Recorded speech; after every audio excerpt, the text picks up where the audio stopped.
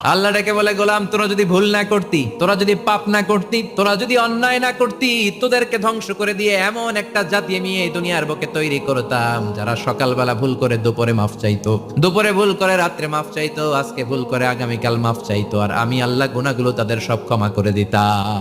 ক্ষমা করে দিতে আল্লাহর বড্ড ভালো লাগে। বান্দা আল্লাহর কাছে বারবার চাক, চোখের পানি ছাড়ুক, এটা আল্লাহ পছন্দ করে।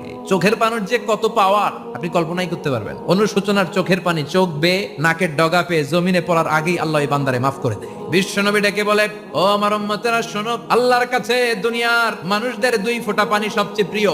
এক হলো জিহাদের ময়দানে রক্তের ফোঁটা, দুই হলো অনুতপ্ত বান্দার চোখের পানির ফোঁটা।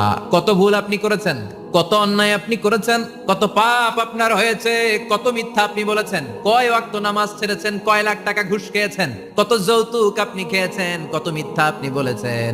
আপনার পাপ যত বড় হোক, যত বিশাল হোক, যত বেশি হোক,